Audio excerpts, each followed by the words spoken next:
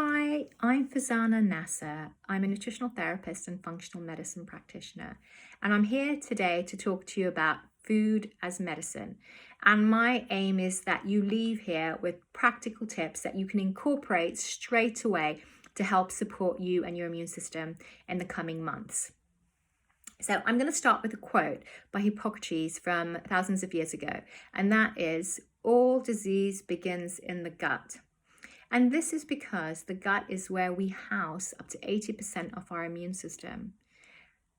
It's the interface between the world and our body. And so it's where we have most of the guards to make sure things that shouldn't get into our body don't, things like viruses and bacteria. There's a researcher at Harvard University called Elisa Fisano, and he has famously said, what happens in the gut doesn't stay in the gut. It's not Las Vegas. It actually has a systematic effect throughout the entire body. So supporting your gut is really important for your overall health and that of your immune system. And there are certain foods and nutrients that we can use to help support that process. And there's also things that can also hinder that activity. And I want to discuss those with you. So the first thing I want to talk about is vitamin D. This is our sunshine vitamin, and it's called the sunshine vitamin because we predominantly get it from the sunshine. In the UK, in the Northern Hemisphere, we can get it usually between the months of about April to November. Otherwise, we can't absorb it from November to March because it's not at the right wavelength. When we do get the sun, it's perfect time now if the weather is beautiful and you want to try to get between 15 to 20 minutes sun exposure on your skin. This will vary depending on your skin tone. And you want to go outside and get the sun between the hours of about 10 to 3. That's when it's at the right wavelength where you can actually absorb the vitamin D. And a really easy hack to see if you're actually able to absorb it is look at your shadow. If your shadow is shorter than your height, which generally tends to be between the hours of 10 and 3, then you're going to be able to absorb the vitamin D from the sun. If, however, your shadow is longer, then you won't be able to absorb the vitamin D from the sun. There's studies that have been coming out in the last few weeks that have shown an association with good vitamin D levels and just general viral activity. So a study came out that showed that 80% of people with normal vitamin D levels were having mild symptoms, whereas 73% with low vitamin D levels were having more severe symptoms. So there are studies that are coming out now that are showing the importance of vitamin D, and I can link these studies for you. The food sources of vitamin D are very limited, but we can get them from oily fish. So oily fish includes salmon, mackerel, anchovies, sardines, herring, and trout. So those are 6 oily fish. If you think of the acronym SMASHT, SMASHT, that will help you remember which foods are oily and therefore will have vitamin D, and you want to have a preference for those fish. You can also get it from eggs, and you can also get it from mushrooms. And that's pretty much it. So you can see that, you know, it really is a sunshine vitamin, and you do want to try to get sunshine if you can. If you're unsure and you want to test your vitamin D levels, there are finger prick tests that you can purchase online, and you just prick your finger and you send it back, and they will give you an idea of where your levels are. And then the companies that do that can also help you supplement accordingly if you need to. And if you want information on that, I'm happy to give that to you. My second hack would be vitamin C. And we've all heard, when we think of colds and flus, I think most of us will think about vitamin C. And it's a really important nutrient for your immune system. It feeds those immune cells that go to fight these viruses and bacteria. So, for example, if you think about a car, for your car to work, you need to fill it up with gas. So vitamin D is the gas, vitamin C is the gas that you fill up your immune cells with. So they speed up and they work hard and they go and engulf the viruses and bacteria that are in your body. Now, if you have a car and you filled it up with diesel and your car doesn't use diesel, it just wouldn't work. That's a similar effect that sugar has on your immune system. If you have sugar, it suppresses your immune activity for up to 5 hours. So things like chocolate, cakes, biscuits, anything with refined white flours and sugars in it will prevent your immune system from working optimally. Okay, so vitamin C, you need it, and that pushes your immune cell system and gives it the fuel it needs to work. But at the same time, sugar will prevent that from happening. So that's something you want to incorporate is vitamin C, and something you want to avoid is sugar as much as possible. And there are lots of vitamin C. It's not only about supplementation. There's so many vitamin C rich foods that you can incorporate in your diet to get your daily dose. So strawberries, kiwi fruit, kiwis actually have more vitamin C than oranges, broccoli, bell peppers, butternut squash, berries, asparagus, spinach. All these different foods have good amounts of vitamin C in them, and you want to include them in your diet. My third hack would be fiber, and let me give you the reason for this. So in our gut, we have certain cells called T cells, and this stands for T regulatory cells. And as the name suggests, they have a regulatory function in our gut, and they kind of survey the gut, and they let the rest of the body know what's going on, and that really helps support our immune system and keep our body, keep our immune cells on top of everything. And so we want lots of T regulatory cells. We want as many as possible. Now, the way we can up the levels of T reg cells is actually through fiber. So what happens is when we eat some plant-based foods, we can't digest the fiber. The fiber goes into our large intestine, and the bacteria in our large intestine ferment the fiber, and they produce something called short-chain fatty acids.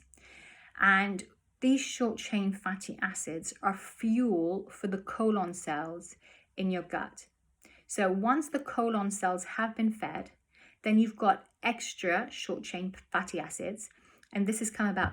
So you feed the bacteria in your gut fiber, they produce short-chain fatty acids. Once you've fed enough of the colon cells, and you've got some remaining, that works like magic in your gut. It does things like bring down inflammation, help regulate blood sugar levels, heal leaky gut, helps with detoxification, formation of vitamins. It does an abundance of things. But another thing it does is it ups the numbers of T regulatory cells that you have in your gut. So your immune surveillance goes up. And so it's really important to, be getting fiber in your diet so that you can feed your bacteria so they produce all these short chain fatty acids for you. Now, when eating fiber, it's about eating the rainbow. So, you want to eat, every color has a different phytochemical in it, and every phytochemical has a different health benefit. The aim is to eat about 40 different plant-based foods a week. That is what the research is showing exerts a beneficial effect. Now, that might sound really daunting, but I promise it's really not. I'm going to give you a couple of really simple hacks that you can incorporate to try to get more fiber in. So, first of all, for example, if you have porridge in the morning for breakfast, that's oats and it's your milk. Instead of using just oats, next time try to make porridge with oats, milled flax seeds and chia seeds. And then add your plant-based milk, add some cinnamon, add some blueberries, and then add a dollop of almond butter too. So you've just gone from one plant-based food to 6. If you make a pesto, if anyone makes their own pesto at home, it's like basil, garlic, lemon, and pine nuts, 4 plant-based foods. But instead of just using basil, if you were to use some rocket, some spinach, some parsley, just other green herbs, you've doubled the quantity of plant-based foods. If you have something like hummus, Hummus is chickpeas, tahini, garlic, and lemon. And then if you have that, and then if you have it with some carrots, cucumber, and peppers, you've got 6, 7 plant-based foods in one sitting. Another nice hack that you could try that I also use in clinic is you could do something called the microbiome smoothie. And it's called the microbiome smoothie because it's actually supporting the microbes in your gut and supporting that whole gut ecology. What you do is you buy about 15 to 20 different plant-based foods, so predominantly vegetables, and you chop them up into thumb-sized pieces. So you could use things like, and you want it to be things that you wouldn't have normally every day, but you can include things like pak choy, like fennel, kale, rocket, pomegranate, cucumber, like anything that you want, and try to pick up fruits and vegetables. You want about 80% vegetables and 20% and less of fruit, but pick up things that you won't usually use in your cooking at home and chop them up and fill up about 15 to 20 freezer bags, and then just pat them down and stick them in the freezer. And then every morning you can just pull out a freezer bag, add it to your blender, add a plant-based milk, maybe a little bit of avocado, and then whiz it up. And that's a really easy way to get half of the requirement, in the morning before, the day's even begun. And it's simple and easy because once you've done it, it takes an hour or so, but once you've done it, got it in the freezer, and that will last you about a month. Each portion usually lasts 1 to 2 days. So that's a really good hack as well.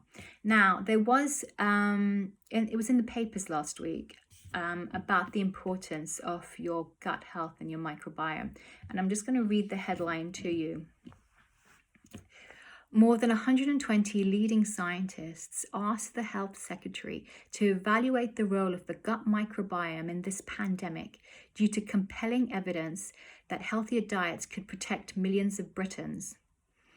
And so in this article, they were talking about trying to encourage people to eat more plant-based foods in their diet, including things like fruits, vegetables, leafy greens, and probiotic foods to help them and their immune system due to the compelling evidence.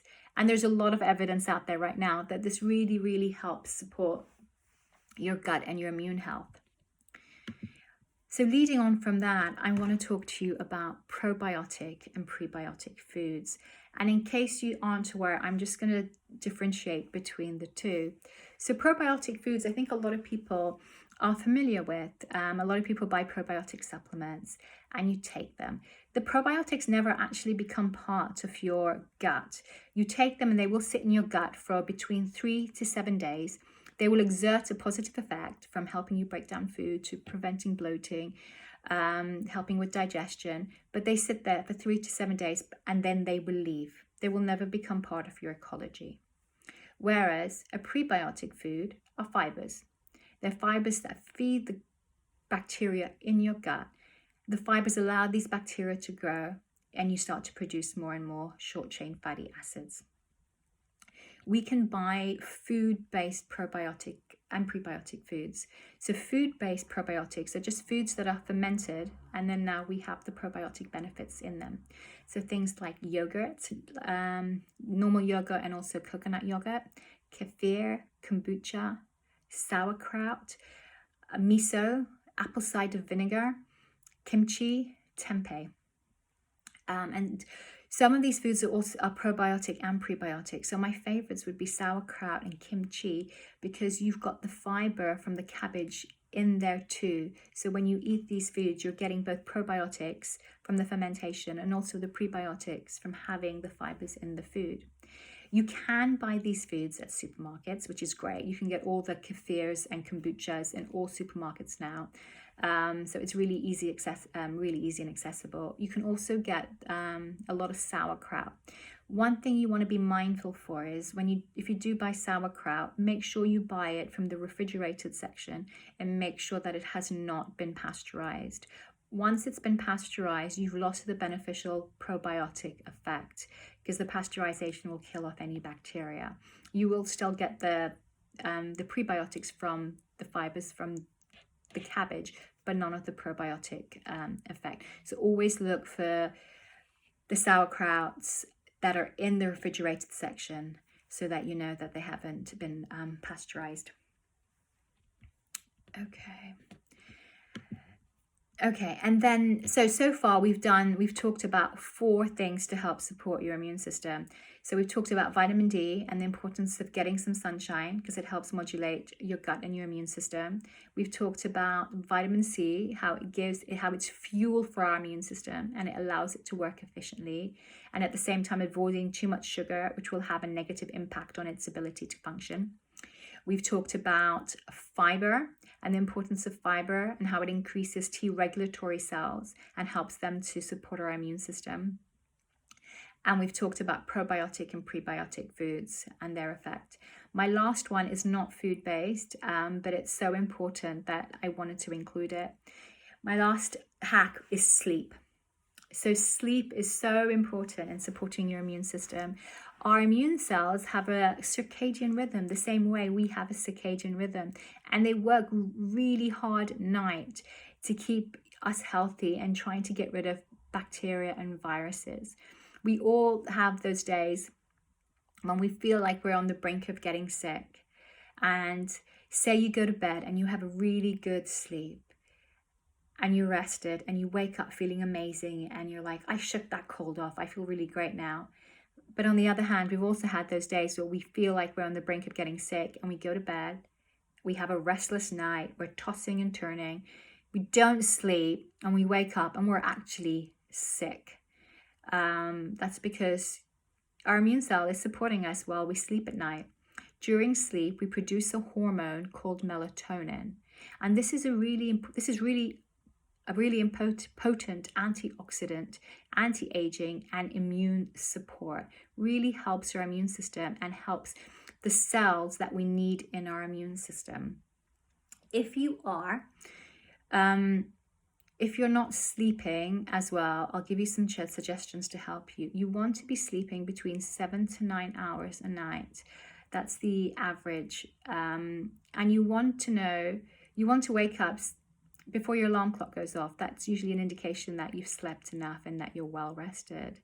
Things that can help you if you are struggling with sleep at night are, when you do wake up in the morning, go outside, get some sunshine. Even if it's not a sunny day, go outside and get the sun.